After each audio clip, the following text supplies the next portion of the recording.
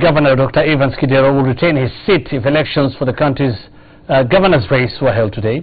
An opinion poll by Infotrak conducted over the weekend that sampled 800 respondents with a margin of error of plus or negative 3.5% with a 95% confidence level.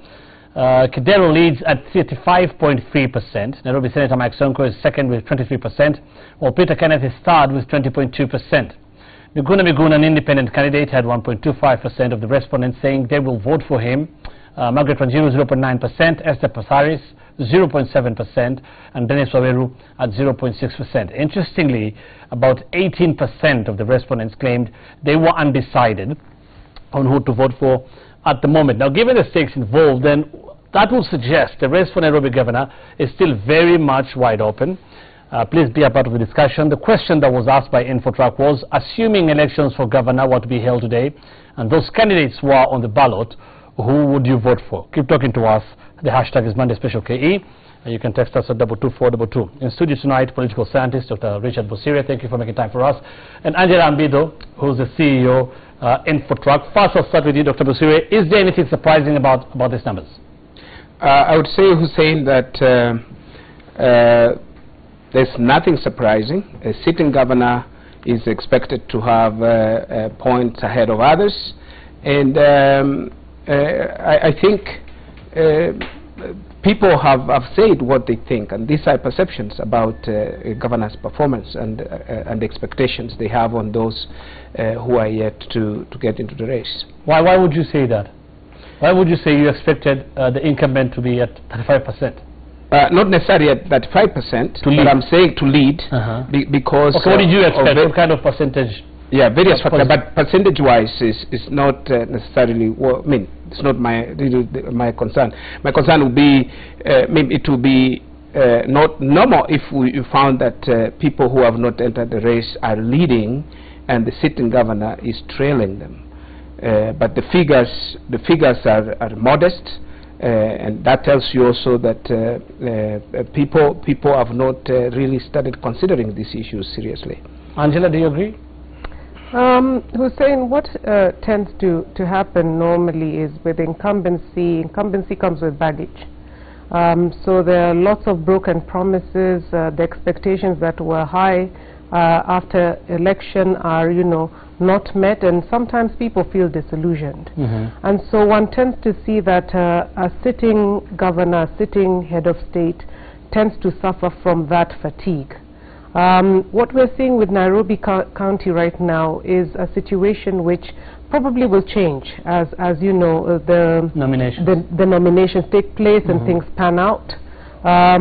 But as of now, I think Evans Kidero is enjoying from, I think, what is happening within the Jubilee Party, where there is no certainty on who the preferred candidate will be. Even without the nominations, you're actually saying the opposite. Even without the nominations, you would not then have expected Kidero to lead by that margin?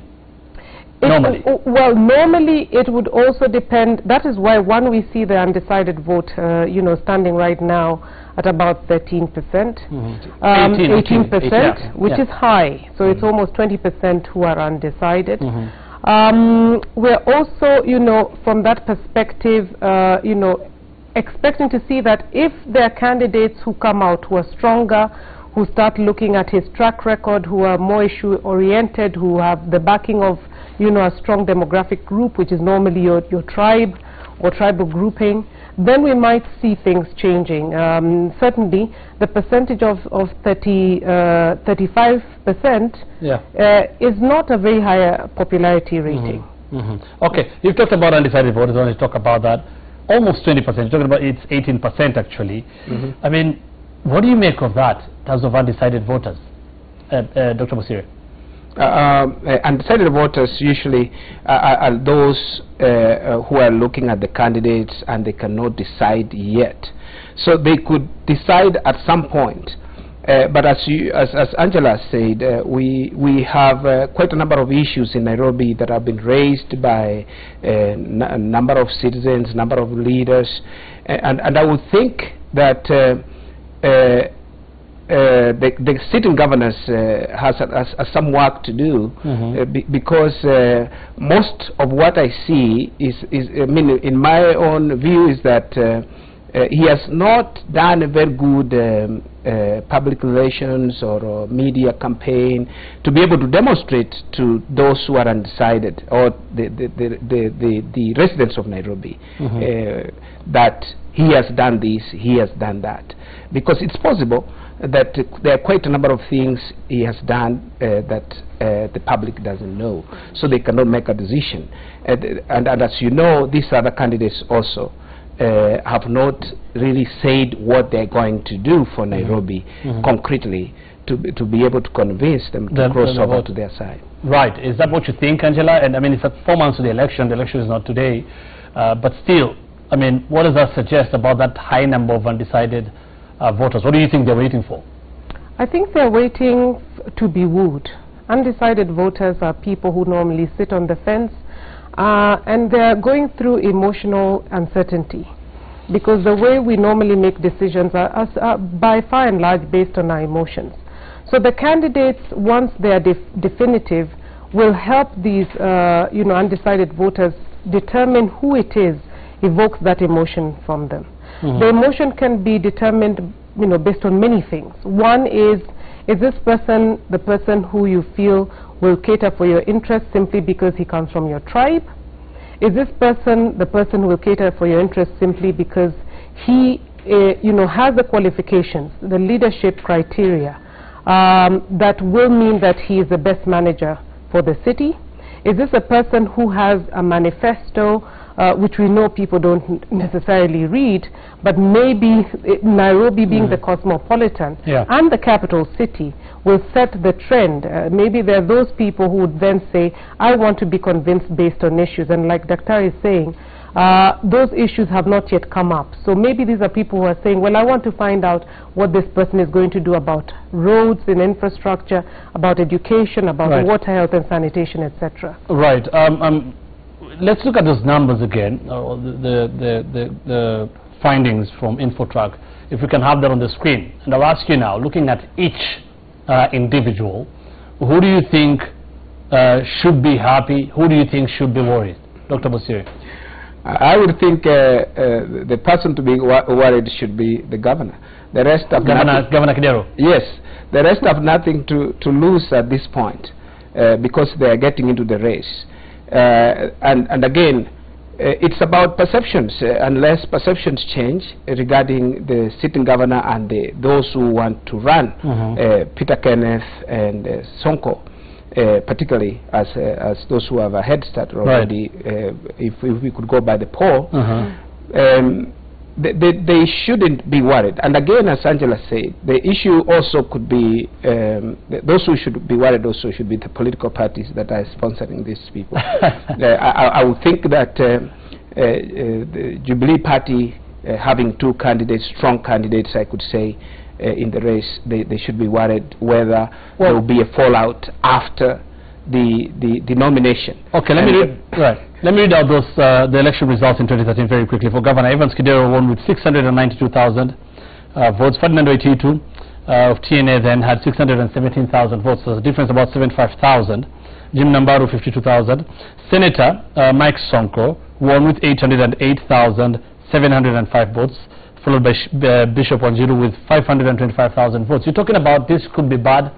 The person who should be worried is the governor. Do you think that is reflected, looking at these polls today, the findings, and those numbers I've just read to you, how close it was between him and Waititu? And on the flip side, some would argue, basing on the numbers Sonko got in 2013, he could be the man to beat in the coming race. One could say that, but the race in 2013 is not held within the same context as the race that we are going to have this year. Quite a number of things have changed since, for example, Senator Sonko was elected. I would not think that his popularity will remain exactly the same.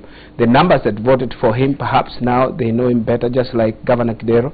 People have now seen what he can do or what he cannot do, and therefore their popularity cannot or may not necessarily be the same. But again, if you compare the figures, Infotrak figures today, what is the score for Margaret Wanjiru? If last time she had 500,000 votes, today she has less than 1%. Yes. And you can see the dynamism that is there in the way people think who is going to be their next governor. You can see clearly that there are those who think that Kidero should continue, and those who think either Sonko or Peter Kenneth can run against Kidero so formidably. Right, Angela? I tend to agree with Daktari. If you look at both candidates and you look at last elections, I think what was perhaps outstanding in the last election is that we had a two-horse race, both for the gubernatorial and for senatorial. So you had very strong candidates getting very strong support from two very strong and popular political parties. Right now we are still at the nascent stages. The nominations are yet to happen. So until the nominations happen, this is really just telling us who is popular. I think the next time we do it, when we have some definite candidates, then we'll probably start to see whether it's going to be a two-horse or three-horse race. Right. And normally when you have a two-horse race, what tends to happen is that they split the votes, especially if you have very strong political parties that are backing those candidates. Well, now that you say that, and again, let's look at those figures. We see both Sonko and Kenneth having about over 20%. Sonko at 23%, Kenneth at 20.2%. They are both seeking the Jubilee ticket. Does this infer that, or can we infer that if Jubilee were to settle on one of them for the ticket, or even a joint ticket, they would most likely defeat Governor Kidero? If the two of them were to work together, if Sonko and Peter Kenneth were to work together, then it would be a very tough battle for Evans Kidero. With another 18% of undecided voters. With another 18% of undecided voters who may then not be undecided.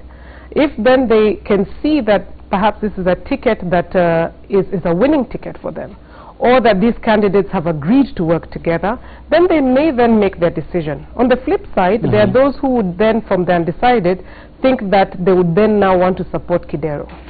So in getting those two to work together, I think the race will be very interesting. That's one. And the other thing is that it will make it a very, tough race for Evans Kidero. So ultimately, Dr. Ari, do you think this Jubilee team will unite after the nominations go either way? Whoever gets it, whoever gets the Jubilee ticket, do you think they will unite? If they don't, and if they don't, especially Sonko and Kenneth, what do you think will be the impact? I don't know. I cannot predict if they will be They will unite after the nominations, but you have seen very high spirits, high tempers, and those who watch news, they have seen what Senator Sonko is talking about. But besides that, I think there could be other factors that might also impact on the election, because it also depends on who is going to be the running mate. Running mates also tend to group certain people, certain groups of people, class or ethnic communities to come into the ticket. So it also depends on the choice that will be there for each of those candidates. That is for either of those candidates, Kidero, not necessarily Kidero, but I mean Sonko or Peter Kenneth. That might change the metrics. So being together or not, I think it will be again a tough race. It will be very close, I would think. Whether they stick together or not, that's what you're saying. I'm saying if Jubilee sticks together. What if they don't? Let me if they don't, I think Evans Kidero will have a better chance of being re-elected. Right. What about ODM and NASA? We haven't had many saying they'll battle it out with Kidero. Do you see, Angela, anyone challenging Kidero for the ticket? Well, we haven't heard any contenders come out yet, and the way things have been going, it is almost like he's the outright, candidate for the gubernatorial seat for NASA in Nairobi. I think, as Daktari says, what perhaps will be one of those questions that the NASA team will be looking at is who his running mate is going to be, and whether that running mate will then be the heir apparent come 2022. So then they will be trying to negotiate for someone who would then learn the ropes and take over from him in 2022. Finally, I mean, what do you think will motivate the voters' decision at the end of the day? And looking at other candidates, and again, let's look at the figures. For example, Miguna, who is an independent candidate. You can see most of those candidates that we have there all belong to different political parties. Miguna got 1.2, I think 1.2%, according to those to Infotrak, to the poll.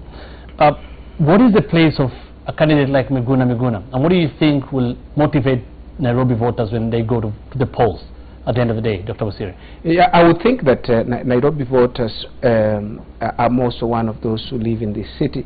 The expectations are who will articulate most of the issues that are dear to us.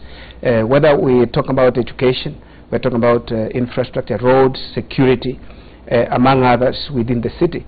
Beyond that, also there is ethnic voting in Nairobi. There are regions, or there are actually wards and actually constituencies that have a dominance of a particular ethnic community, and the polling usually also goes in that direction, that those people from the ethnic community of a particular candidate majority will vote for and the majority against some candidates, a candidate who is not from that ethnic community. So those I think are some of the few factors that will impact on the choices that people will make in the next election, among others. Right. What are his chances, Angela, as an independent candidate?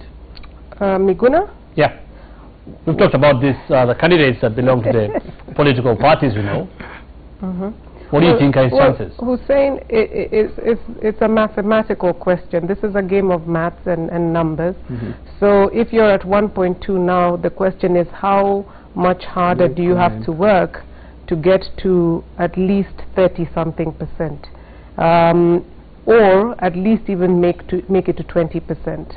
So I think he has a lot more ground to cover than, say, Peter Kenneth, Mike Sonko for sure, and definitely even Kidero, who really right now just needs to amalgamate his votes or his support base and try and convince some of the undecided voters. Right. Angela Ambido, CEO Infotrak, and Dr. Richard Bosire, a political scientist, thank you so much for making time for us tonight. Keep talking to us. The hashtag is Monday Special KE on Twitter. You can also text us 22422. We'll be back after this break.